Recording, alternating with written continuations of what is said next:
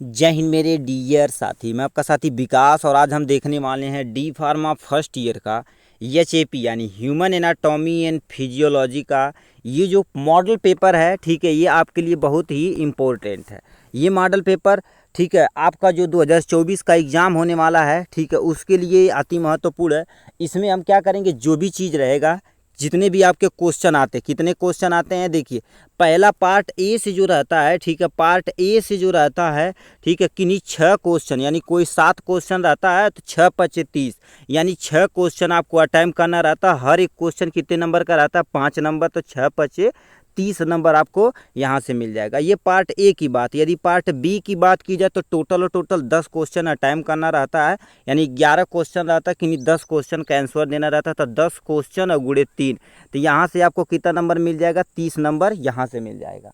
उसके बाद जो पार्ट सी जो क्वेश्चन रहता है उसमें फिल इन दी ब्लैंक भी हो सकता है, एमसीक्यू हो सकता है, या कुछ भी हो सकता है। वो कितने नंबर का रहता है, 20 नंबर का। तो टोटल मिला के देखा जाए तो आपका 80 नंबर ये क्वेश्चन होता। इसी को हम क्या करें, ये पेपर है, इसी को हम एकदम अच्छे से डिटेल में देखने वाले हैं। और ये क्वेश्चन पीडीएफ के फॉर्म में टाइप किया गया है।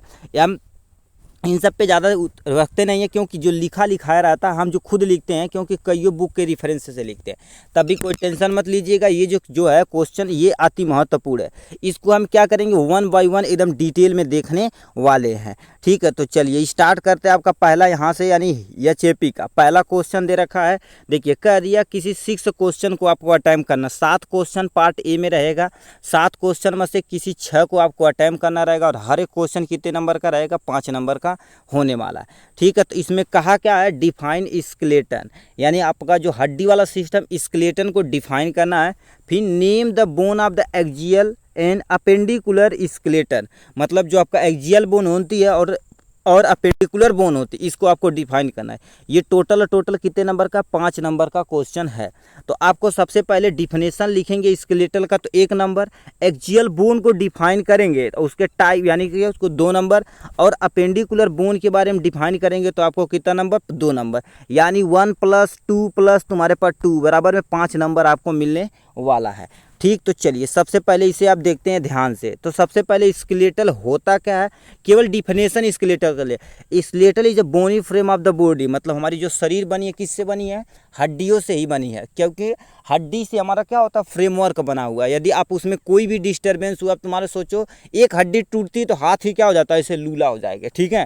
तो आप सोचिए क्या होगा, हमारी पूरी हड्डी क्या की है, हमारे पूरे शरीर को खड़ा करने में मदद कर दी है, ठीक है। तो ये डिफिनेशन हो गया 1 नंबर का। एक्जियल बोन को आपको क्या करना है, डिफाइन करना। तो लिखा एक्जियल बोन, इसमें क्या होती है, स्कल आपका इंक्लूड होता है, वर्टिब्रल कॉलम होती है, और रिब केज होता है। मतलब एक्जियल बोन में टोटल 3 चीज़ आती हैं।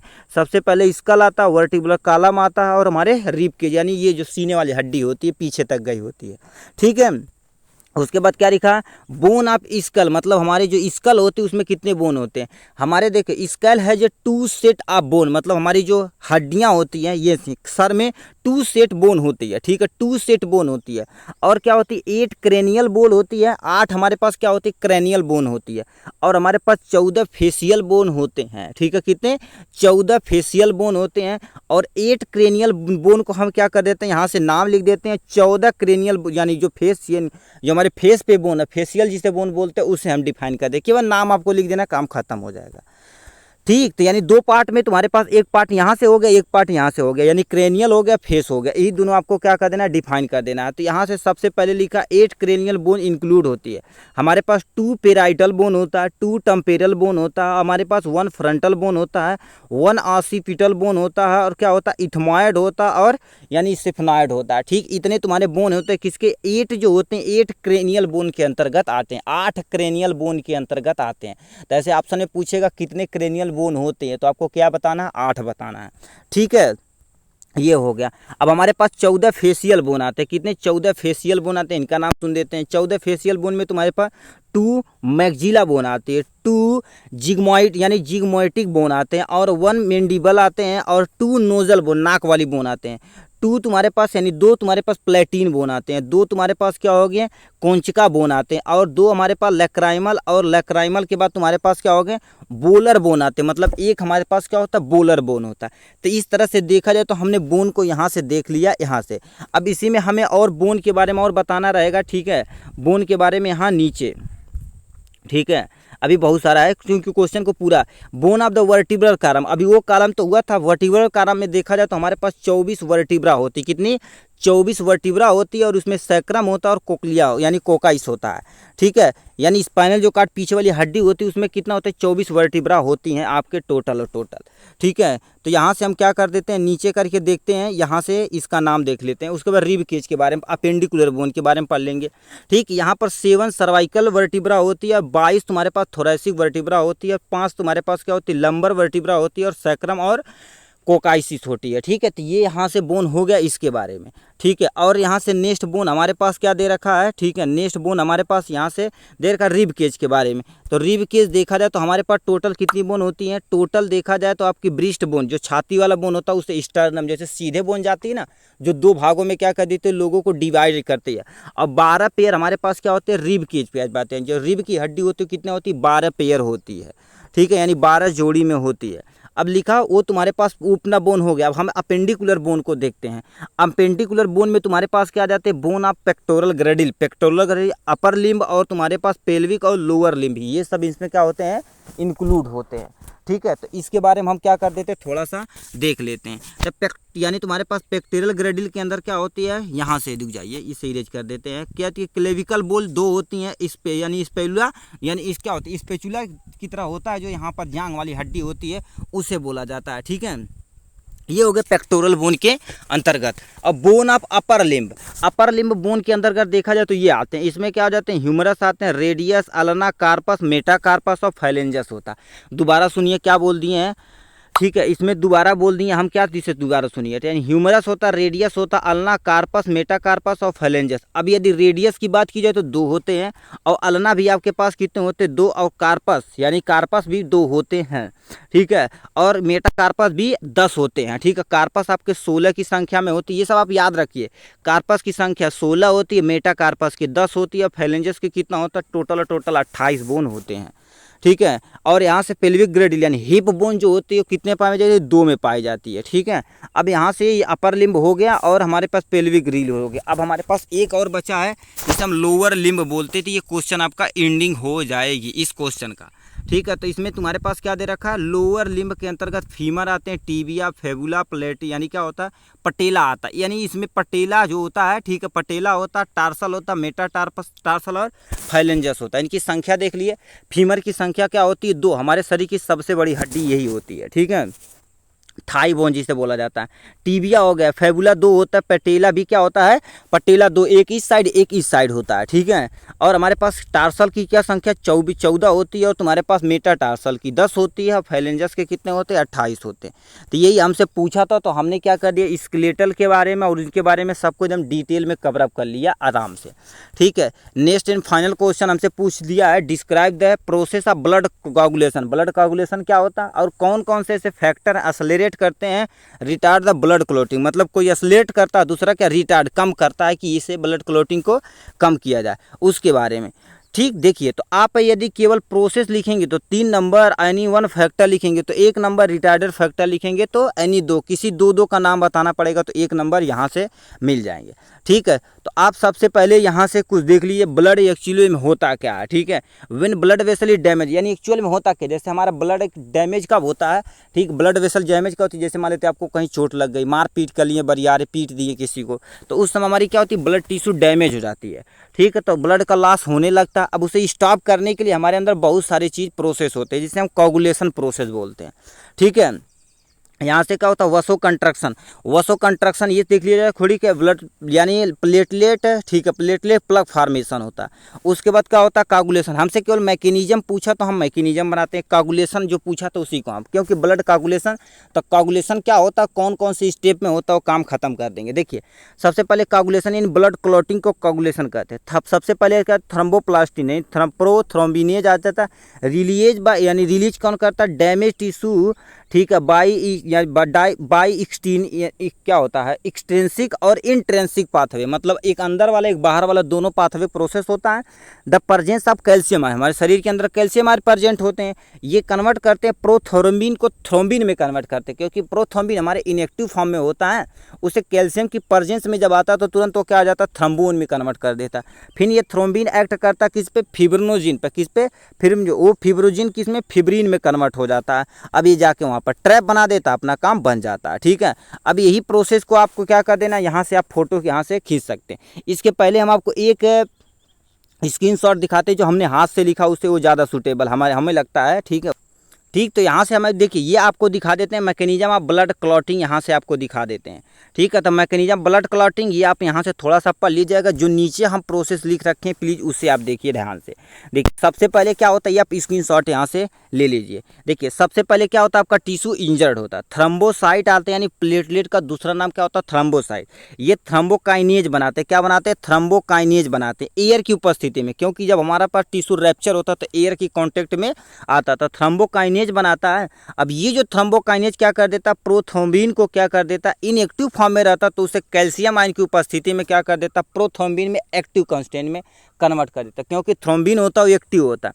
तो यहाँ पर क्या होगा, थ्रोम्बिन, अब थ्रोम्बिन किस में जाएगा, फिब्रिनोजिन में जाएगा, जो इनएक्टिव है तो दोबारा उसे एक्टिवेट करेगा, फिब्रिन में कन्वर्ट कर देगा, और ये फिब्रिन क्या करेगा, ठीक है, किसके जाएगा, डब्ल्यूबीसी के पास। ठीक है, WBC, RBC, platelet, mostly platelet के पास जाएगा, और क्या होगा, प्लेटलेट क्या करेगा, वहाँ नेटवर्क फॉर्म कर देगा, जिससे जैसे ऐसे होता है ना, तो यहाँ पर ऐसे नेटवर्क फॉर्म कर देगा, मतलब जाली जैसी संरचना। आरबीसी बाइकन के उस शेप की होती है, इसी के अंदर ऐसे ऐसे धीरे धीरे धीरे धीरे क्या हो जाएगी, ट्रैप हो जाएगी, हमारा ब्लड क्या हो जाएगा, क्लॉट हो जाएगा। यही मैकेनिज्म आपको वहाँ बताना था। ठीक है, चलिए हम नेक्स्ट पे चलते हैं। और ठीक, तो हमारा भी यानी ब्लड क्लॉटिंग हमने देखी। अब कौन कौन से ऐसे फैक्टर जो असलरेट करते हैं, हमें दो चीज़ पूछा था, असलरेट करते हैं और कौन रिटार्ड करते हैं। ठीक है, तो यहाँ से असलरेट करने वाले जैसे तुम्हारे पास क्या हो गया, मेंस्ट्रुएशन हो गया, पास्चुरेशन हो गया, मतलब जो पीरियड आता उस टाइम हमारे पास क्या हो गया, ये असलरेट करता है। और पास्चुरेशन जब ब्लीडिंग होती कब, at the time of baby birth करता तो। ठीक है, कोई हमारी टिश्यू इंजर्ड हो गई तब ये कर देता है। अब हमारे पास क्या होता है, किसी वेनम यानी जो आपके यानी स्नैक होते हैं वो बाइट करते हैं तब ये असलरेट होता है। ठीक है, हाई टेम्परेचर रहेगा तब असलरेट होता है, प्रेजेंस ऑफ कैल्शियम आयन, यानी ये सब तुम्हारे पास असलरेटर मतलब इसलेटर देते हैं कि जिससे हमारा ब्लड जल्दी जल्दी क्या हो, रिलीज हो बाहर की तरफ। और उसे रोकने वाला भी कौन चाहिए, यानी रिटार्ड होना चाहिए। ठीक है, तो इस कंडीशन में तुम्हारे पास हीमोफीलिया, लीवर डिजीज यानी क्या होता है, एफिब्रिनोजीनिया, और क्या होगा, क्रिस्टमस डिजीज, ये सब तुम्हारे पास डिजीज होते हैं जो क्या कर देते हैं, रिटार्ड, कम करते हैं ब्लड क्लॉटिंग को। ठीक है, remove calcium ion from the body, addition sodium potassium citrate, मतलब अब ज़्यादा अमाउंट में सोडियम पोटेशियम सिट्रेट आयन को इंटेक करते हैं तब भी आपका क्या हो जाएगा, आपका जो ब्लड क्लॉटिंग और रिटार्ड कम हो जाएगी। ठीक है, तो यही आपको क्या कर देना था, यहाँ से बताना था। ठीक है, और यहाँ से कुछ और दे रखा, हम नेक्स्ट यहाँ पर चलते हैं। ठीक है, यहाँ पर हमसे क्या पूछा है, next question, structure in function of skin with the neat level diagram आपसे पूछा है। ठीक, मतलब सबसे पहले स्ट्रक्चर और फंक्शन ऑफ स्किन का स्ट्रक्चर बताना, उसका फंक्शन बताना, छोटा सा डायग्राम बनाना। वो भी कितने नंबर का, ये 5 नंबर का है। ठीक है, तो इसमें तुम स्ट्रक्चर बनाएंगे तो 2 नंबर, और कोई फैक्टर यानी क्या लिखा, फंक्शन बताएंगे तो कोई 4 फैक्टर 1 नंबर का, डायग्राम बनाएंगे तो 2 नंबर का। ठीक है, तो स्ट्रक्चर क्या होती है, यानी 2 मेन लेयर, एपिडर्मिस होती है और डर्मिस होती है। एपिडर्मिस मतलब सबसे ऊपर वाली लेयर होती है, डर्मिस मतलब चमड़ी थोड़ा सा अंदर वाली लेयर होती है।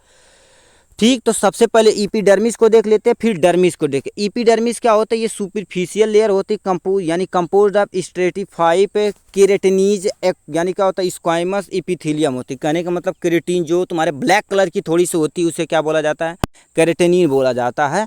ठीक है, जिसमें no blood vessel are the epidermis, epidermis में कोई ब्लड वेसल नहीं होती है, ये याद रखिएगा। ठीक है, और यहाँ से आप थोड़ा सा इसे देख लीजिए, ये एक्चुअल में काम नहीं है। ठीक है, डर्मिस देख लीजिए आप, यहाँ से क्या करिए, ठीक है, डर्मिस देखने के बाद आप सीधे इधर चले आइए। ठीक है, यहाँ से जो जो हमसे कहा है उसे देखिए, ये आपके अब क्या हो गया, प्यारा सा डायग्राम हो गया। यहाँ से आप क्या कर सकते हैं, डायग्राम भी देख सकते हैं। ठीक है, डायग्राम देख लिए तो हम क्या कर देते हैं, यहाँ से यानी फंक्शन आप स्किन पे आ जाते हैं, यानी स्किन के एक्चुअल में फंक्शन क्या है। ठीक है, तो स्किन का फंक्शन यहाँ से देख लेते हैं। सबसे पहले क्या कर देता है, प्रोटेक्शन करने का काम करता है, और यानी क्या होता है, regulation of body temperature. Body temperature को कौन रेगुलेट करता है, यही स्किन करता है। ठीक है, फॉर्मेशन ऑफ विटामिन डी, कहते हैं ना कि हमारा सनलाइट की उपस्थिति में हमारा स्किन क्या कर देता है, कैल्शियम आयन का फॉर्मेशन करता है, प्रेजेंस ऑफ सनलाइट। ठीक, तो विटामिन डी क्या कर देता, फॉर्मेशन यही कर देता है। और एक तरह का सेंसेशन का काम करता है, सेंस ऑर्गन होता है, ठीक है, सेंसेशन का काम करता है, एब्जॉर्प्शन का काम करता है, एक्सक्रीशन का काम करता है। तो ये सब काम हो जाएंगे इसके अंदर। तो यही आपको क्या कर देना था, केवल आपका बोले, यानी देखिए सबसे पहले आपको ईपीड यानी स्किन क्या होती है इसका स्ट्रक्चर बताना, फंक्शन बताना और थोड़ा सा इसके बारे में डिफाइन कर देना था। ठीक है, तो ये आपका नंबर 5 नंबर यहाँ से हो जाएगा आराम से।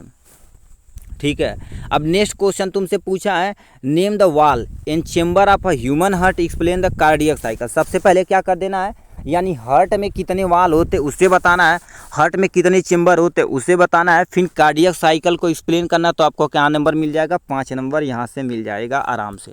ठीक है, तो सबसे पहले देखिए वाल ऑफ हार्ट, हार्ट में कितने वाल होते हैं, टोटल 4 वाल होते हैं। ठीक है, यहाँ पर 2 वाल दिया है।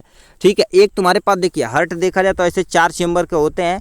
ठीक है, ये लेफ्ट है, ठीक है, लेफ्ट आर्ट्रियम होता है। ठीक है, ये लेफ्ट आर्ट्रियम होता है, ये राइट आर्ट्रियम होता है। ठीक है, और ये तुम्हारे पास राइट वेंट्रिकल होता है और ये लेफ्ट वेंट्रिकल होता है। अब देखिए लेफ्ट आर्ट्रियम से लेफ्ट वेंट्रिकल में जब ब्लड लेके जाने वाला तुम्हारे पास एक होता है जिसे हम क्या बोलते हैं, बाइकस्पिड वाल्व बोलते हैं, जिसे बाइकस्पिड वाल्व जो नीचे दे रखा है, जिसे मिट्रल वाल्व भी के नाम से जाना जाता है। ठीक है, मिट्रल वाल्व के नाम से भी जाना जाता है। और एक तुम्हारे पास वाल्व होता है राइट आर्ट्रियम से यानी राइट वेंट्रिकल के बीच में, जिसे हम ट्राइकस्पिड वाल्व बोलते हैं।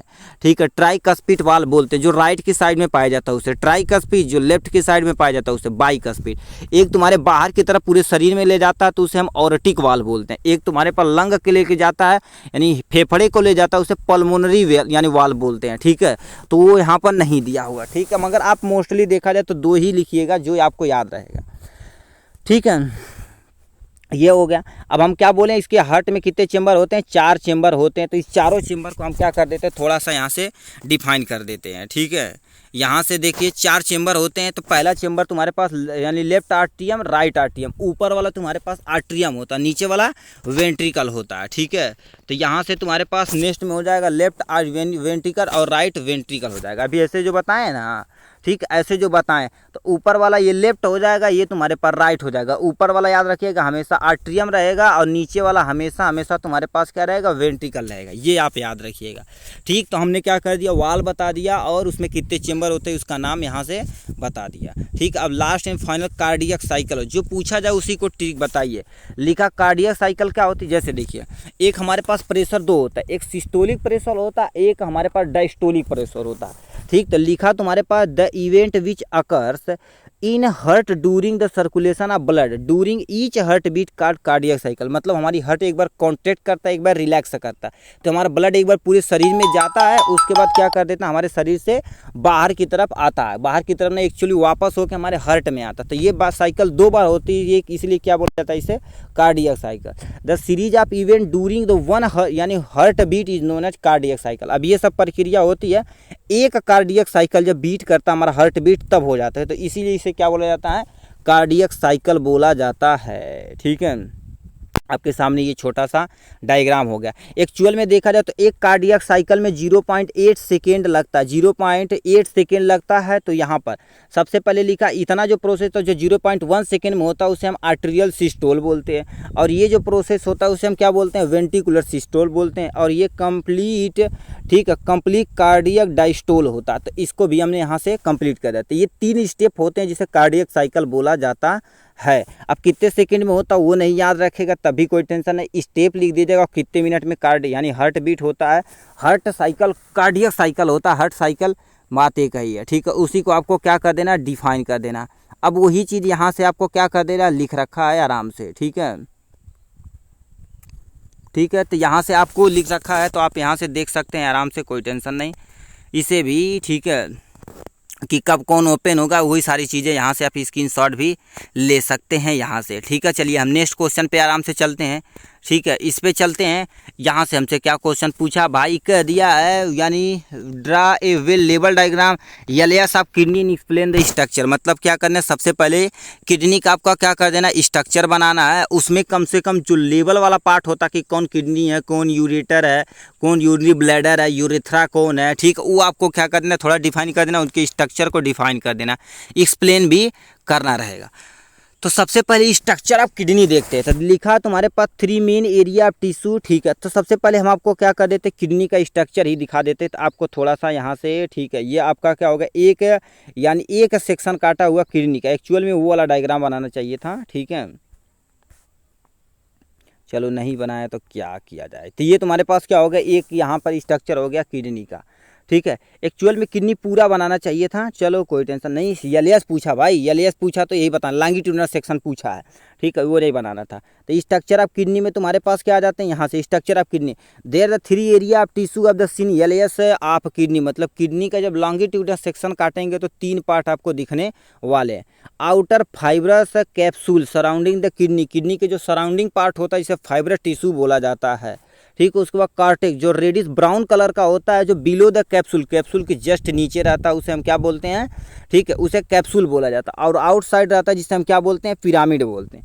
और एक पार्ट होता है मेडुला, मेडुला क्या होता है, inner most layer consist of the conical shape से, यानी स्ट्रेटी, यानी क्या लिखा, striation in the renal pyramid, the renal papillae is the apex of pyramid, the papillae open into the minor cap, यानी क्या होता है, कैलिक्स में ओपन होता है, ठीक है। तो ये यहाँ से थोड़ा सा बना दे रखा, यहाँ से लिख रखा माइनर, ठीक है, लिख रखा माइनस कैल्सिस, ठीक है, कैल्सिस यूनिट द मेजर कैलिक्स होता है, ठीक है। मतलब बहुत से छोटे छोटे कैलिक्स यानी क्या मिलते हैं, कैलिसेस मिलते हैं, जो क्या बनाते हैं, कैलिक्स का फॉर्मेशन करते हैं, ठीक है।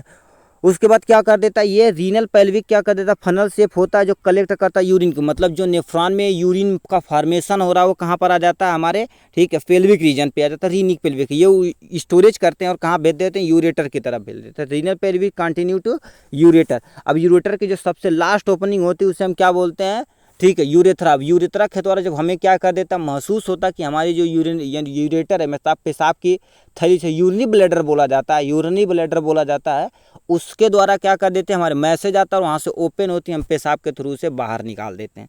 तो ये इसके बारे में हो गया यहाँ से। और स्ट्रक्चर आप देख ही सकते हैं यहाँ से कितना प्यारा बना रखे हैं, आराम से यहाँ से आप कंसीडर कर सकते हैं, ठीक है। ये हो गया यहाँ से, ठीक है। अब नेक्स्ट क्वेश्चन हमसे पूछा रिफ्लेक्स एक्शन क्या होता है, इसको आपको डिफाइन करना। ये भी कितने नंबर का है, यहाँ से 5 नंबर का है, ठीक है, ठीक। तो ये आपका दे रखा तुम्हारे पास F number question, reflex action क्या होता है इसको डिफाइन करना है। और basic component of reflex action with level diagram आपको डिफाइन करना है एकदम डिटेल में। सबसे पहले देखिए रिफ्लेक्स एक्शन क्या होता है, ये जैसे मान लेते हैं रिफ्लेक्स एक्शन समझते हैं, जैसे मान लेते हैं तवा टच किए, आप सांप देख लिए या तवा टच किए तो तुरंत क्या, ऐसे नहीं होता चलो अच्छा फील हो रहा कि गर्म, तुरंत क्या करते हैं, जब टच करते सट दे हटा लेते हैं, क्यों, क्योंकि वो रिफ्लेक्स एक्शन हो रहा है, वहाँ पर हमारा माइंड तुम्हारे पास यानी इम्पल्स को रिसीव नहीं करता है, ठीक है ना, तो जनरेट करता है। वो तुम्हारे पास दो, एक सेंसरी न्यूरॉन होते हैं, एक मोटर न्यूरॉन, वो दोनों वर्क करते हैं, भान से ही क्या कर देते हैं, अपना काम कर देते हैं। तो रिफ्लेक्स एक्शन की डिफिनेशन बता देनी, उसका बेसिक कंपोनेंट क्या होता है उसे आपको डिफाइन कर देना है यहाँ से, ठीक है। तो चलिए इसी को हम क्या कर देते हैं, एकदम अच्छे से डिफाइन करते हैं। तो सबसे पहले रिफ्लेक्स एक्शन को हम यहाँ से देख लेते हैं आराम से, ठीक है, ठीक। तो यहाँ से डिफिनेशन देखिए, a reflex action is a involuntary immediately motor response to the sensory neuron, sensory stimulus होता है। कहने का मतलब इनवॉलेंट्री मतलब जो हमारे कंट्रोल में ना हो उसे इनवॉलेंट्री, जो हमारे कंट्रोल में उसे क्या बोला जाता है, वॉलेंट्री बोला जाता है, ठीक है। तो देखिए कंपोनेंट ऑफ रिफ्लेक्स आर का एक्चुअल में होता क्या, उसके बारे में थोड़ा सा यहाँ से हम क्या कर देते हैं, दिखा देते हैं, ठीक है।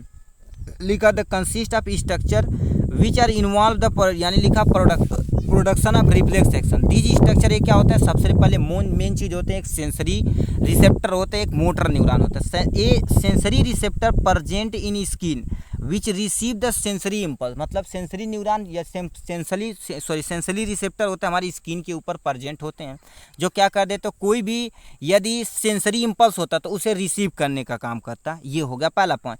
Sensory nerve which transmit sensory impulse from the sensory organ, ठीक है, to posterior root of the spinal cord. सबसे पहले देखो क्या सेंसरी न्यूरॉन क्या कर देते हैं, जो भी सेंसरी इम्पल्स आता है उसे क्या कर देते हैं, ट्रांसमिट करते हैं, एक जगह से दूसरी जगह भेजने का काम करते हैं या रिसीव करने का काम करते हैं, ठीक है।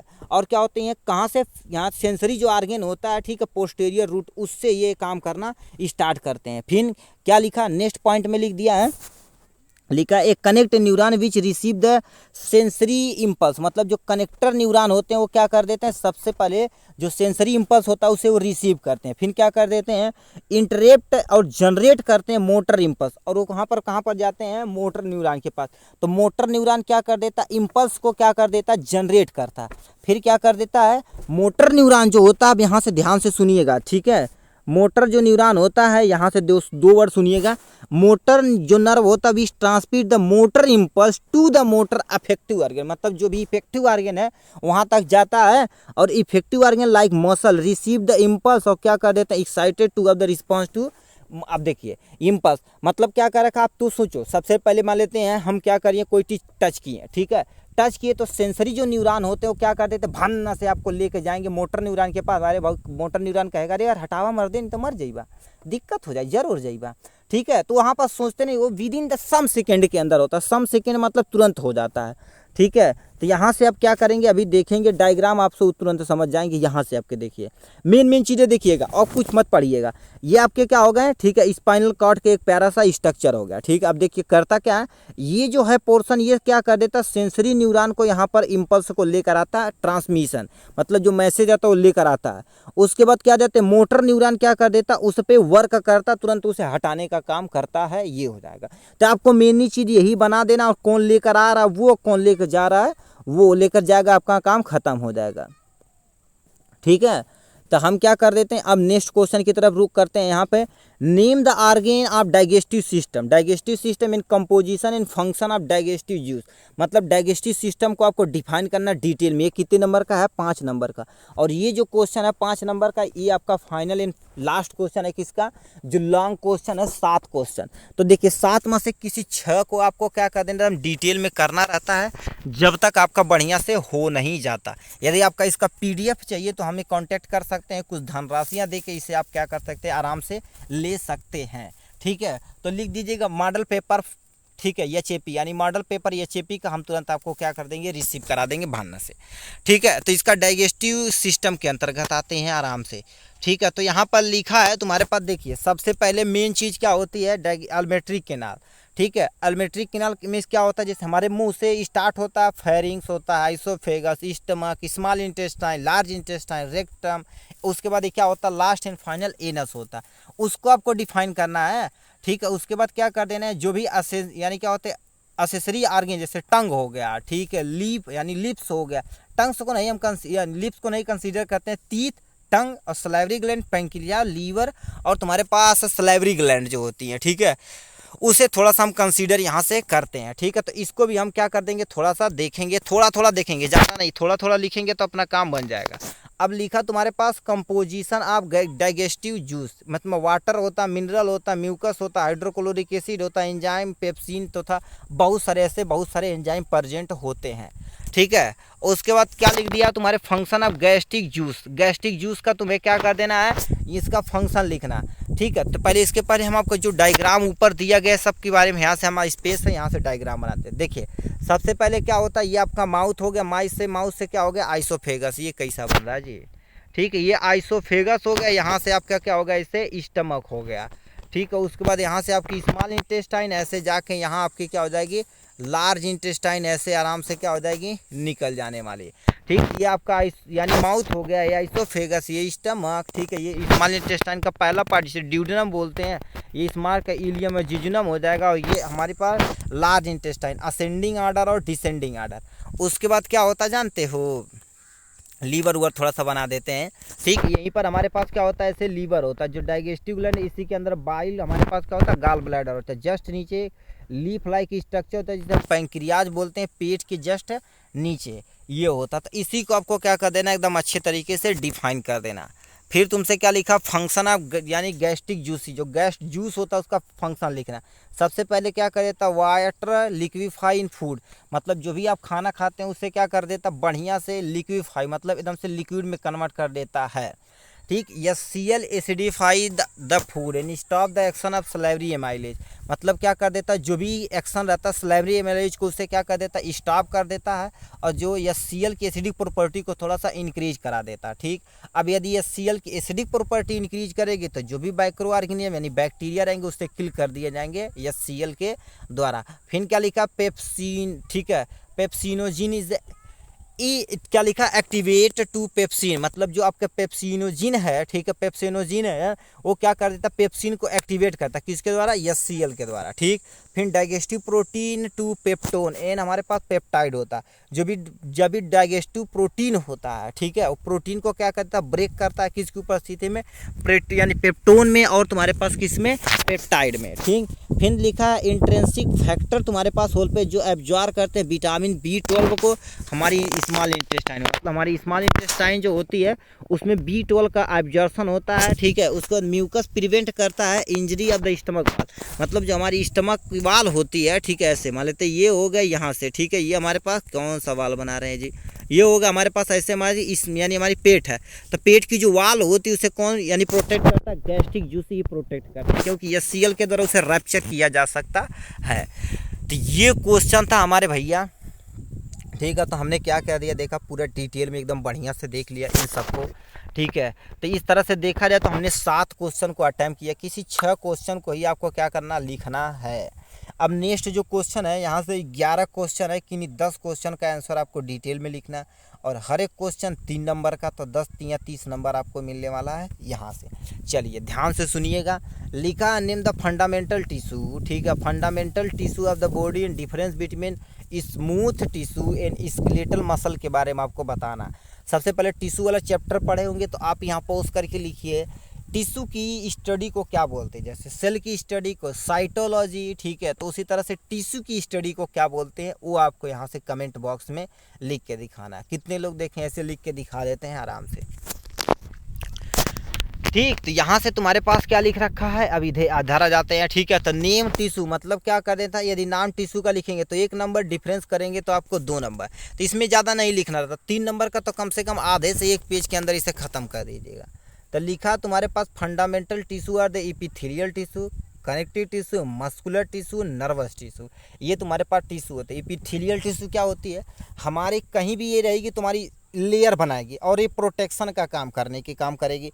जैसे एपिथेलियल में बहुत सारे होती है, squamous epithelial tissue, cuboidal epithelial tissue, columnar epithelial tissue, ये सब। कनेक्टिव टिश्यू कहीं भी रहेगा तो ये वेरियस आर्गन के क्या करेगा, आर्गन को कनेक्ट करेगा। जैसे मान लेते बोन से बोन कनेक्ट करने का काम कनेक्टिव टिश्यू। ब्लड से तुम्हारे पास ब्लड भी एक फ्लूइड कनेक्टिव टिश्यू है। मान लेते हमारी मसल जो है किससे कनेक्ट है, नहीं हमारी हड्डी से कनेक्ट है, तो इसे बताओ कोई कनेक्ट करके रखा है कि नहीं, तो ये भी कनेक्टिव टिश्यू के अंतर्गत आते हैं। ठीक, मस्कुलर टिश्यू जितने हमारे मसल होते हैं वहाँ पर क्या भरा हुआ, मस्कुलर टिश्यू बन के भर दिया। नर्वस टिश्यू में केवल एक ही आते हैं, नर्व टिश्यू, ठीक है, नर्वस सेल, जो आप 9th में पढ़ चुके हैं, तो बायो में पहला ही चैप्टर, ठीक, नहीं टिश्यू वाले चैप्टर में आप अच्छे से पढ़े होंगे, या 11th में पढ़े होंगे थोड़ा सा। ठीक, यहाँ से कोई 4 डिफरेंस बताना किसमें, स्मूथ टिश्यू में और हमारे पास स्केलेटल मसल टिश्यू में। ठीक, तो यहाँ से हमने क्या कर दिया, यहाँ से आप देख सकते हैं, इसे थोड़ा झटके में चलते हैं। ठीक है, तो यहाँ से तुम्हारे पास क्या लिखा है, यहाँ पर यानी स्केलेटल मसल टिश्यू को हम स्ट्रेटेड मसल टिश्यू बोलते हैं, इसे नॉन स्ट्राइडल बोलते हैं। ये तुम्हारे पास लेग्स एक्सटेंसिबल होते हैं और ये क्या होते हैं, मोर एक्सटेंसिबल होते हैं। ये फाइब्रस टिश्यू सिलेंडर शेप के होते हैं और इसमें पास बहुत सारे न्यूक्लियस होते हैं। ये तुम्हारे स्पाइंडल शेप के रहते हैं और हर एक सेल के अंदर केवल और केवल एक न्यूक्लियस रहते हैं। ठीक, there are the under the control our will, मतलब ये हम क्या कर सकते हैं, स्केलेटल टिश्यू का, स्केलेटल मसल को हम कंट्रोल कर सकते हैं, बट हम स्मूथ मसल को कंट्रोल नहीं कर सकते भैया। ठीक है, तो ये हो जाएगा इन सब के बारे में। और यहाँ से क्या होगा, 2-2 पॉइंट यहाँ से आप भी देख सकते हैं आराम से। ठीक है, तो ये हो गया इनके बारे में। ठीक है, तो यहाँ पर आपका क्या होगा, 3 नंबर का, तो छोटा छोटा उसी को आपको डिफाइन कर देना है। ठीक है, यहाँ पर आ जाते हैं, यानी डिफाइन द टर्म, हर एक टर्म को डिफाइन करेंगे तो 1 या 3 नंबर यहाँ से मिल जाने वाला है, यहाँ से, यानी दूसरे का बी हो जाएगा।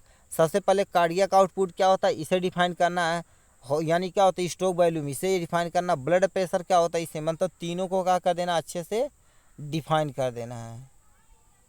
ठीक है, तो सबसे पहले देखिए कार्डियक आउटपुट, मतलब कार्डियक आउटपुट क्या होता है, the amount of blood inject from each वेंटिकल, ठीक है, ईच वेंटिकल 1 मिनट एवरी, यानी ईच एवरी मिनट, मतलब 1 मिनट में, ठीक है, 1 मिनट में हमारा जो ब्लड है, ठीक है, वो कितना इजेक्ट होता, उसी को हम क्या बोलते हैं, कार्डियक आउटपुट। कार्डियक आउटपुट बराबर क्या होता है, स्ट्रोक वैल्यू मल्टीपल में क्या हो जाएगा, हार्ट रेट क्या होता है, वही आपका मल्टीपल कर देंगे, काम बन जाएगा। स्ट्रोक वैल्यू में क्या होता है, इसे देख लेते हैं।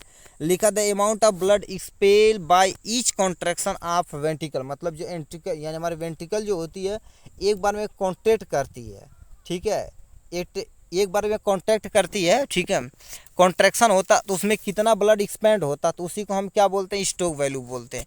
ब्लड प्रेशर क्या होता है, ठीक है, ब्लड प्रेशर क्या होता है, जब देखिए लिक्विड की प्रॉपर्टी होती है, जिस वाल के कंटेनर में रखा जाता है उसके ऊपर एक बाहर क्या करता है, बल लगाता है कि नहीं, उसी को ब्लड कॉन्ट्रैक्शन बोलते हैं। ठीक, तो यहाँ पर लिखा क्या आप सुनिए, it is a lateral pressure exert by the blood, मतलब क्या होता है, ऐसा प्रेशर जो ब्लड के द्वारा अप्लाई किया जाता है उसे हम ब्लड प्रेशर भी बोलते हैं। ठीक है, तो यहाँ से 3 नंबर यहाँ से बन जाएगा। नेक्स्ट पे 3 नंबर की तरफ रुक करते हैं। ठीक है, यहाँ से क्या क्या रखा है भाई, क्या कर रहा है, ठीक, नीट एंड लेबल करा the human cell and label, मतलब क्या कर देना है, ठीक है, ईच लेबल एंड डायग्राम की कितना नंबर, ये आधा नंबर का है। Nucleus, गाल्जी apparatus, mitochondria, cytoplasm, lysosome, endoplasmic reticulum, मतलब एक सेल बनाना है तो उसमें न्यूक्लियस को दिखाना है, गाल्जी अपरेटस को, माइटोकॉन्ड्रिया को, साइटोप्लाज्म को, लाइसोसोम को, एंडोप्लाज्मिक रेटिकुलम को आपको दिखाना, जो कहा उसी को आपको डिफाइन करना। 6 दिया तो 6 को आपको उसी में क्या कर देंगे, रिप्रेजेंट कर देंगे। आपका कितना नंबर, 3 नंबर यहाँ से बन जाने वाला है। तो आपको यहाँ से हमने क्या कर दिया, डायग्राम आपके सामने ये रहा। ठीक है, तो बीच में आपका न्यूक्लियस हो जाएगा, mitochondria, endoplasmic reticulum, cytoplasm, lysosome, Golgi body, यहाँ से आप आराम से देख सकते हैं। ठीक है, तो ये हो गया इनके बारे में। नेक्स्ट पे चलते हैं भैया। Name the function of liver, liver का आपको क्या कर देना, फंक्शन लिखना है। कोई 6 फंक्शन लिखेंगे तो 6 डेढ़ कितना, 6 आधा कितना होता है, 3 होता, तो 3 नंबर आपका क्या हो जाएगा, यहाँ से मिल जाएगा आराम से। ठीक, तो सबसे पहले लिखा लीवर का क्या काम होता है, कार्बोहाइड्रेट मेटाबॉलिज्म, मतलब कार्बोहाइड्रेट का मेटाबॉलिज्म करता है। और क्या होता है, ठीक है, ग्लाइकोजेनिक फंक्शन करता है, यही मेटाबॉलिज्म ऑफ फैट का मेटाबॉलिज्म करता है। प्रोटीन मेटाबॉलिज्म यानी फार्मेशन ऑफ यूरिया का फार्मेशन लीवर ही करता है। और क्या लिखा है तुम्हारे पास, destruction of RBC and defence against the microwave. ठीक है, यहाँ पर क्या लिखा, डिस्ट्रक्शन ऑफ आरबीसी का क्या करना है, डिस्ट्रक्शन करना है। और डिफेंस अगेंस्ट द माइक्रोवेव के अगेंस्ट क्या कर देना है आपको, डिफेंस करता है यही। ठीक है, और क्या लिखा, detoxification of drugs and toxic substance, मतलब कोई भी टॉक्सिक सब्सटेंस है या कोई ड्रग्स ले लिया उसे डिटॉक्सिफाई कौन करता है, हमारा लीवर अकेले करके बैठा है। इनएक्टिवेशन ऑफ हार्मोन का क्या कर देता है, ये इनएक्टिवेशन करता है। मान लेते कोई हार्मोन एक्टिवेट बहुत ज़्यादा मात्रा में तो उसे इनएक्टिवेशन करने का काम करता है। यानी सीक्रीशन ऑफ बाइल का क्या कर देता है, ये सीक्रीशन करता है। ठीक है, ये secretion of bile and production of heat का प्रोडक्शन करते हैं। और आरबीसी का फार्मेशन करता है फेटल स्टेज में, मतलब जो बेबी अभी जन्म लिए हैं या बेबी अंदर है तो उनका क्या होगा, ब्लड का जो फार्मेशन होता है लीवर के अंदर ही होता है। तो यहाँ से हमने क्या कर दिया, 9 लिख दिया। किसी आपको 6 लिखना जो आपको इजी लगे, वहाँ से आपका PDF के जरिए मंगा के इसे आप लिख सकते हैं आराम से। ठीक है, नेक्स्ट क्वेश्चन तुमसे पूछ दिया, यहाँ से आ जाते हैं। ठीक है, आज 11 नंबर तक क्वेश्चन दे दिया भाई। ठीक है, यहाँ से नेक्स्ट क्वेश्चन तुमसे क्या दिया है, यहाँ से कह दिया डिफाइन हार्मोन को क्या करना है, आपको डिफाइन करना है। फिर क्या, name the hormone of the interior pituitary gland, मतलब प्यूटिटरी ग्लैंड के 2 पार्ट होते हैं, एक इंटीरियर एक पोस्टीरियर। तो इंटीरियर प्यूटिटरी ग्लैंड से कौन सा हार्मोन निकलता है उसके बारे में थोड़ा सा लिख देना। हार्मोन का केवल नाम लिखना, जो कहा वही। तो हार्मोन क्या होता है, hormone is a chemical messenger secret by the endocrine gland hormone को निकालती है इनटू द ब्लड स्ट्रीम, मतलब क्या कर देती है, जो हमारे पास इंडोक्राइन, ठीक है, इंडोक्राइन ग्लैंड होती है वो हार्मोन को सीधे ब्लड में निकाल देती है। और ब्लड क्या कर देता है, फ्लो के उस टारगेट आर्गन पर जाता है, उसकी सेलुलर एक्टिविटी काम को करवाता है। तो वही चीज़ लिख रखा है यहाँ से आराम से। ठीक है, अब लिखा तुम्हारे पास hormone secrete by the interior lobe of pituitary gland, मतलब प्यूटिटरी ग्लैंड से इंटीरियर हार्मोन निकलता है उसके बारे में। सबसे पहले यहाँ से क्या निकलता है, ग्रोथ हार्मोन, जिसे हम GH हार्मोन भी बोलते हैं। और क्या होता है, थायराइड स्टिमुलेटिंग हार्मोन निकलता है, ACTH यानी एडिनो, ठीक है, एडिनो क्या लिखा, कार्टिकोट्रॉपिक हार्मोन होता है, गोनोडोट्रॉपिक हार्मोन होता है, ठीक है, फॉलिकल स्टिमुलेटिंग हार्मोन होता है, यानी ल्यूटिजाइनिंग हार्मोन होता है, लैक्टोजेनिक हार्मोन होता है, ICH। ये सब याद रखिएगा मेरे भाई, एक नंबर में आपसे पूछ सकता है, ठीक है, इसका फुल नेम भी पूछ सकता है। तो आप यहाँ से क्या कर सकते हैं, आराम से बता सकते हैं यहाँ से ईजिली, ठीक है। और तुमसे क्या पूछ दिया यहाँ से, ठीक, यहाँ से क्या पूछा है, यानी क्लासिफिकेशन ऑफ ल्यूकोसाइड। ल्यूकोसाइड मतलब WBC को आपको डिफाइन करना, उसका काम भी बताना पड़ेगा यहाँ से 3 नंबर, मतलब WBC को यानी क्लासीफाई कर रहा है, उसका काम बताना है आराम से, ठीक। तो क्लासीफाई देखा जाए तो देखिए, क्लासीफाई 2 में किया गया, ग्रेनुलोसाइड और ए ग्रेनुलोसाइड, मतलब जिसमें ग्रेन्यूल पाया जाता है, मतलब देखिए ऐसे सेल है तो सेल के अंदर ऐसे बीड्स लाइक स्ट्रक्चर यदि पाएंगे उसे ग्रेन्यूल बोला जाएगा, जिसमें ऐसे छोटे छोटे गोले जैसी संरचना पाए जैसे उसे ग्रेनुलोसाइड, और जिसमें नहीं पाए जाते उसे ए ग्रेनुलोसाइड बोलते हैं, ठीक है। तो यहाँ से तुम्हारे पास ग्रेनुलोसाइड के अंतर्गत तुम्हारे पास न्यूट्रोफिल, इसिनोफिल और बेसोफिल आते हैं, और ए ग्रेनुलोसाइड के तुम्हारे पास क्या हो गया, मोनोसाइट और लिम्फोसाइड आते हैं। तो इसे आप याद रखिएगा, क्योंकि इस पे क्वेश्चन पूछा जाता है, कहता है ठीक है, विच इंक्लूड ग्रेनुलोसाइड में कौन इंक्लूड है, तो इसके बारे में आपको डिफाइन कर देना, अपना काम बन जाएगा, ठीक। अब ठीक है, तो ये हो गया इनके बारे में। हम नेक्स्ट पे चल लेते, यहाँ से लिख रखा फंक्शन ऑफ WBC, यानी WBC का फंक्शन यहाँ, ठीक है। तो इसे आपको क्या करना पड़ेगा, न्यूट्रोफिल क्या कर देता है, इसिनोफिल, बेसोफिल, मोनोसाइट और यानी लिम्फोसाइट, इसका ही थोड़ा थोड़ा काम आप ले लेना है। तो क्या होगा, न्यूट्रोफिल होता है फैगोसाइटोसिस की नेचर का होता है, ये क्या कर देता है, डिस्ट्रक्शन ऑफ बैक्टीरिया को डिस्टर्ब करेगा और उन्हें इनगल्फ, ठीक है, और फॉरेन मटेरियल, जो भी फॉरेन मटेरियल आएगा उन्हें इनगल्फ खा जाएगा और हमारे सेल को बचाएगा। इसिनोफिल क्या होता है, ये फैगोसाइटिजिक होता है, और एंटीजन एंटीबॉडी कॉम्प्लेक्स होती, पैरासाइट इन्वेंशन और overcome effect of histamine in evolve the inflammation during the allergic reaction, मतलब जिसको मान लेते हैं कभी कभी सुबह उठी है तो सुबह ही क्या हो जाती है, उन्हें छींक आने लगती है, जो एलर्जी होती है इन्हीं के कारण से, यानी इसिनोफिल के घटने बढ़ने से होती है, ठीक है। बेसोफिल क्या होता है, ठीक है, बेसोफिल क्या होता है, ये तुम्हारे पास लिबरेट हेपेरिन को क्या कर देता है, ये लिबरेट करता है। हेपेरिन क्या करता है, एक तरह का एंटीकोगुलेंट होता है जो हमारे शरीर के अंतर्गत पाया जाता है। Histamine, serotonin, inflammation of site in allergy, मतलब जहाँ एलर्जी होती है वहाँ स्वेलिंग फुला देता है, कहते नहीं खजली उजली होती है, कहते यार भैया काटे ले कुछ मच्छर वच्छर फूल गए बदे, तो ये बेसोफिल वहाँ पर समझ लो, ठीक है, एक्टिवेट हो चुका है, ठीक है। लास्ट में तुम्हारे पास मोनोसाइट क्या होता है, फैगोसाइटिसिक इन नेचर का होता है। फैगोसाइटिस मतलब जो भी इनगल्फ फॉरेन मटेरियल आएगा उसे वो खा जाएगा। लिम्फोसाइट में क्या होता है, they develop into the plasma cell, ये प्लाज्मा सेल में क्या होता है, डेवलप होता है, सीक्रेट करता है एंटीबॉडी, मतलब ये क्या होता है, प्लाज्मा सेल में के अंदर क्या डेवलप होता है और सीक्रेट करता है एंटीबॉडी को ये क्या कर देता है, सीक्रेट करता है। तो हमने क्या क्या इसमें देख लिया, जो हमसे पूछा था, ठीक है। ल्यूकोसाइट क्या होता है उसको हमने डिफाइन कर दिया, इसके काम को देखिए। हम इतना जितना काम लिख रखे हैं इतना नहीं याद रखेगा तभी कोई टेंशन नहीं, एक बार इस PDF को लेकर आप प्लीज पढ़ लीजिएगा, ठीक है। इस PDF को पढ़े रहेंगे, ठीक है, तो हमारे व्हाट्सएप पे इसी के लिंक में हम क्या करेंगे, अपना नंबर डाल देंगे, तो वहाँ से आप ले सकते हैं कुछ प्राइस देकर, ठीक है। ये हो गया इनके बारे में। नेक्स्ट क्वेश्चन हमसे यहाँ से पूछ दिया है, ठीक है, इससे अब केवल डायग्राम पूछा तो आप डायग्राम यहाँ से बना देंगे, केवल फंक्शन भी पूछा है, कह रखा neat level diagram of lymph node and state of 2 function, मतलब क्या लिम्फ नोड का आपको क्या कर देना है, डायग्राम बनाना है और इसका कोई 2 फंक्शन लिखना है, ठीक है। तो यहाँ से क्या कर देना है, लिम्फ नोड का आपको डायग्राम यहाँ सामने, यहाँ से आप क्या कर सकते हैं, स्क्रीनशॉट ले सकते हैं, ठीक है। उसको फंक्शन के बारे में लिख सकते हैं। तो ये लिख रखा क्या क्या करता है, एक्चुअल में देखा जाए तो ये फिल्ट्रेशन का काम करता है, ठीक है। और क्या होता है, पोरलिफिकेशन का काम करता है। फिल्ट्रेशन क्या करता है, कोई फॉरेन पार्टिकल हमारे शरीर के अंदर यदि घुस गया तो उसे डिस्ट्रॉय करेगा, फिल्ट्रेट करके बाहर निकाल देगा, ठीक। और पोरलिफिकेशन यानी फेरेशन में क्या होता है, T लिम्फोसाइट और B लिम्फोसाइट क्या होते हैं, अंडर को अपने आप को मल्टीपल करते हैं, उसे क्लिक करके मार देते हैं, भैया कहाँ इला है, निकला बहरे, धक्का मार के बाहर निकाल देते हैं। तो ये काम हो गया यहाँ से।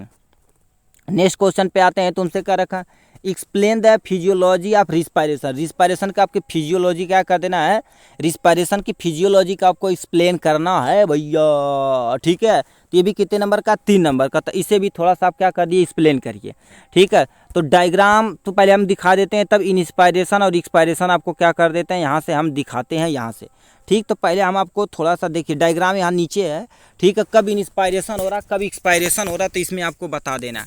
मतलब आप ठीक है, इंस्पायरेशन पहले समझते हैं, दोनों वर्ड को समझते हैं। देखिए हमें फिजियोलॉजी मतलब हमें कब सांस अंदर लेंगे, कब सांस को बाहर निकालेंगे, तो आप इसमें 2-3 चीज़ें होती हैं। The respiration is the process supply the oxygen present in atmosphere into the body excretion of carbon dioxide. मतलब क्या, रिस्पायरेशन एक ऐसा प्रोसेस होता है, ठीक है। एक्चुअली में इसे ब्रीथिंग लिखना चाहिए था, क्योंकि ब्रीथिंग का ये प्रोसेस होता है। जब हम ऑक्सीजन को क्या कर देते हैं, अंदर लेते हैं, ठीक है, जो कार्बन डाइऑक्साइड को बाहर लेते हैं, तो उसी प्रोसेस को ब्रीथिंग बोलते हैं, ठीक। जब ऑक्सीजन को अंदर लेते हैं तो उसे हम इनएक्सपायरेशन बोलते हैं, और जब शरीर से बाहर निकालते हैं कार्बन डाइऑक्साइड को, तो उसे एक्सपायरेशन बोलते हैं, ठीक है। तो नॉर्मल ब्रीथिंग देखा जाए तो 12 से 15 बार पर मिनट, मतलब एक ह्यूमन, हेल्दी ह्यूमन देखी बात की जाए तो 12 से लेकर 15 पर मिनट करता है, 1 मिनट में इतने बार सांस ले लेता है, ठीक है। तो इंस्पायरेशन यहाँ से देख लेते हैं क्या होता है, फिर एक्सपायरेशन। इंस्पायरेशन क्या होता है, यहाँ से सुनिए, द स्टिमुलस, ठीक है, स्टिमुलस यानी लिखा कॉन्ट्रैक्शन ऑफ इंटरकोस्टल मसल। जो इंटरकोस्टल मसल होती है वो क्या कर देती है, कॉन्ट्रैक्ट होती है, और जो डायफ्राम होती है उसकी यानी साइड क्या होती है, इंक्रीज होती है।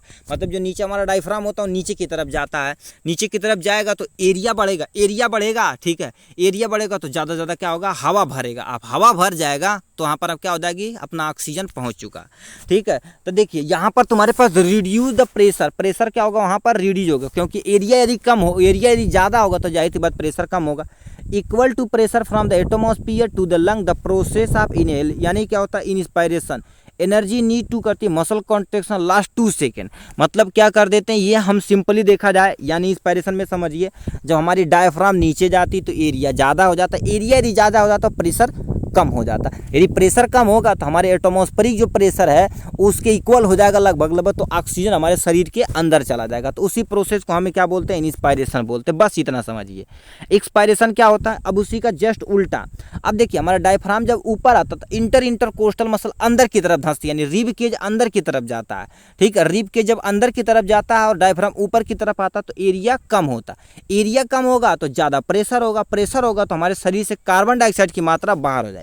अब सुनिए एक्सपायरेशन, वही इसी प्रोसेस को हम एक्सपायरेशन बोलते हैं।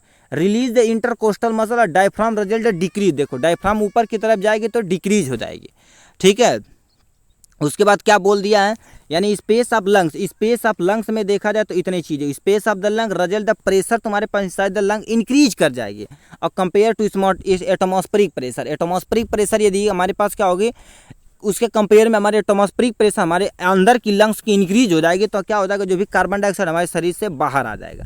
तो इस प्रक्रिया में 3 सेकेंड लगते हैं और उस प्रक्रिया में 2 सेकेंड लगते हैं, तो कितना हो जाएगा, 5 सेकेंड, तो 12×5 = 60, मतलब एक बार में, मतलब 1 मिनट में हम 15 से 12 बार आराम से सांस इसी के द्वारा ले लेते हैं, ठीक है। तो ये आपको डायग्राम यहाँ से दिखा देना, अपना काम बन जाएगा, ठीक है। नेक्स्ट क्वेश्चन पे तुमसे याद आते हैं यहाँ पर, ठीक है। यहाँ पर तुमसे कह दिया क्वेश्चन नंबर 3 कर रखा, इफेक्ट ऑफ स्टिमुलेशन, ठीक है, stimulation of the sympathetic system. देखिए सिंपैथिक और पैरासिम्पैथिक होता है, तो आपको सिंपैथिक को आपको डिफाइन करना है। एक्चुअल में इसका इफेक्ट क्या होता है, सबसे पहले हार्ट बीट पे, आई पे और स्मॉल इंटेस्टाइन पे। हार्ट पे देख लेते हैं, increase the rate of force of contraction, मतलब ये हार्ट रेट को क्या करेगा, इंक्रीज करा देगा, और फोर्स करेगा कॉन्ट्रैक्शन, और कॉन्ट्रैक्शन कराने में सिंपैथिक, और रिलैक्सेशन कराने में पैरासिम्पैथिक। तो हमें सिंपैथिक पूछा तो उसी को बता देना।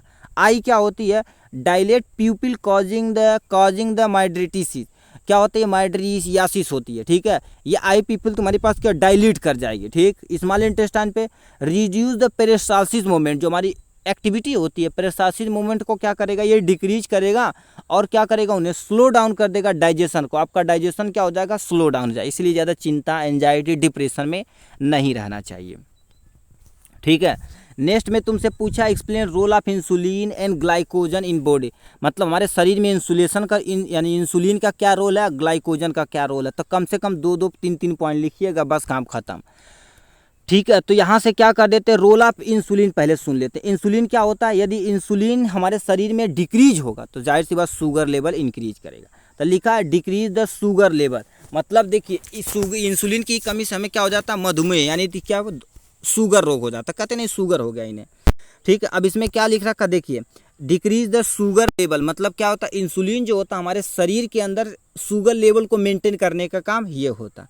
इंक्रीज द इनटेक क्या होता, sorry increase the uptake of glucose by the cell, मतलब क्या कर देता है, इंसुलिन क्या कर देता है, हमारे जो भी सेल हैं उन्हें क्या कर देता है, ज़्यादा लेने के लिए ज़्यादा एग्रेसिव करता है। इंक्रीज द लिखा कन्वर्जन ऑफ ग्लाइकोज यानी glucose to glycogen into the liver यानी लीवर एंड स्केलेटल मसल, मतलब क्या कर देता है, ये इंसुलिन जो होता है ये कन्वर्जन करता है ग्लूकोज को ग्लाइकोजन में, जिससे लीवर में ग्लाइकोजन के फॉर्म में स्टोरेज करे, जब रिक्वायरमेंट हो तो वहाँ से दोबारा निकालने की कोशिश की जाए। Increase the uptake of amino acid by the cell, by cell यानी सेल के द्वारा क्या करता है, अमीनो एसिड को मेंटेन करता है। It promote the synthesis of fatty acid, storage of fatty यानी फैट इन एडिपोज टिश्यू, ये क्या करता है, डिक्रीज द ग्लाइको, ठीक है, जीनोलाइसिस करने का काम करता है। और क्या करता है, prevent the break down of glucose protein fat और ग्लाइकोनियोजेनेसिस करने का काम करता है। ये इंसुलिन का काम हो गया।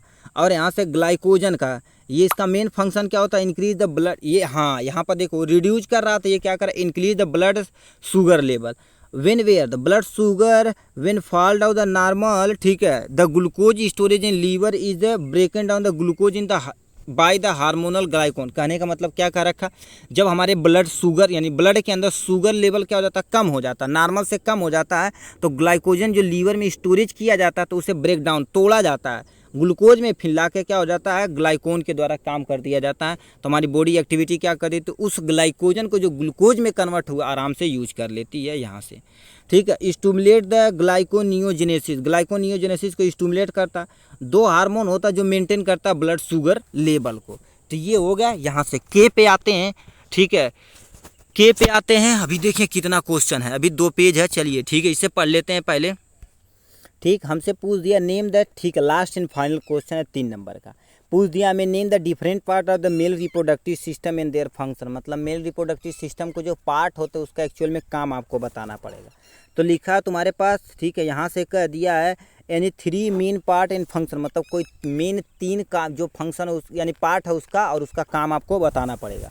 ठीक है, तो इसमें तुम्हारे पास मेल रिप्रोडक्टिव सिस्टम में स्क्रोटम होता है, टेस्टिस होता है, सेमिनल वेजाइकल होता है, एजुकुलेटरी डक्ट होता है, प्रोस्टेट ग्लैंड होता है, यूरेथ्रा होता है, और यहाँ से पेनिस होता है। तो यहाँ से इसे बहुत सारे, ठीक है, ये चीज़ें हैं। तो यहाँ से आपको मेनली उन्हीं का नाम लिखना है जिससे आप क्या कर सके, थोड़ा थोड़ा डिफाइन कर सके।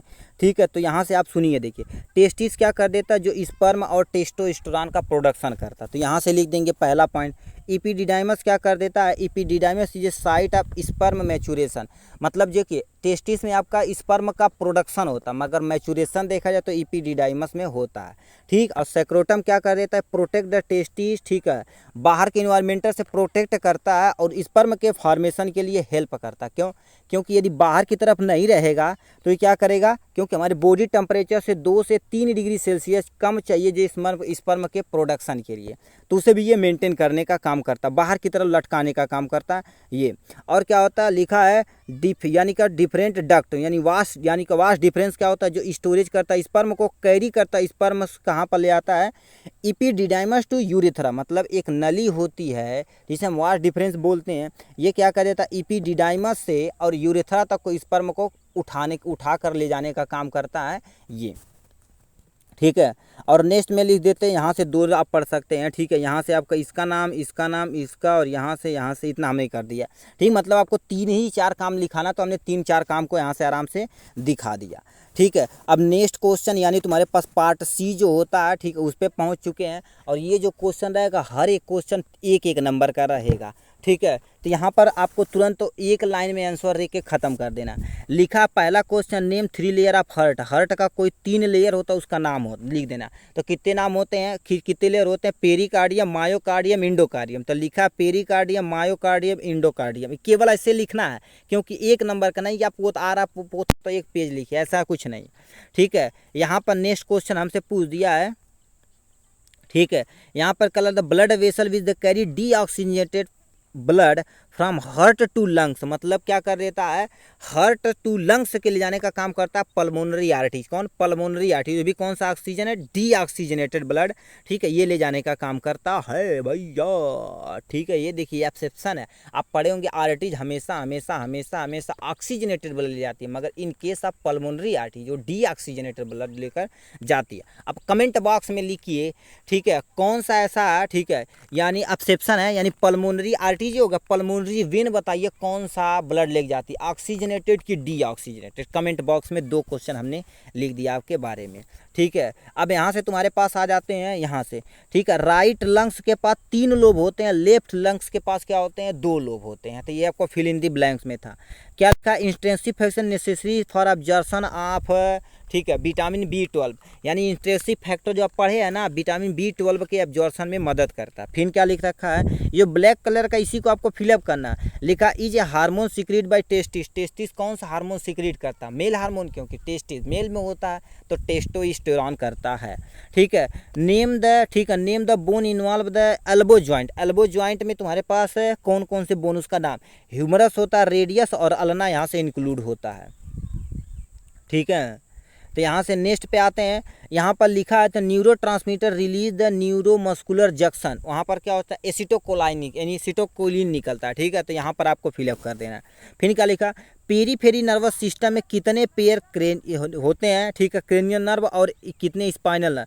तो यानी देखा जाए तो क्रेनियल नर्व कितने होते हैं? 12 पेयर में होते हैं, और 31 पेयर क्या होते हैं? स्पाइनल कॉर्ड में, स्पाइनल नर्व होते हैं, ठीक है। तो यहाँ से आपको बता देना। यहाँ से नेक्स्ट क्वेश्चन की तरफ रुक करते हैं। यहाँ से क्या पूछ दिया है, ठीक है, यहाँ से हमसे पूछा नेम द क्रेनियल नर्व यानी कि response to equilibrium and hearing, मतलब हमारी बॉडी इक्विलिब्रियम में है प्रेजेंट टाइम में, और क्या होता है? सुनने के लिए भी लाभदायक है, उससे क्या बोला जाता है? ऑडिटरी नर्व बोला जाता है, या तुम्हारे पास यानी वेस्टिबुलो, ठीक है, कोक्लियर नर्व बोला जाता है, ठीक है, क्योंकि ये हियरिंग उससे मदद करता है। फिर क्या पूछा है? In which part of female reproductive system fertilisation of ovum take place, मतलब जो आपका फीमेल रिप्रोडक्टिव पार्ट में जो ओवम होता है, कहाँ जाके फर्टिलाइजेशन उसका होता है भैया? वो कहाँ होता है?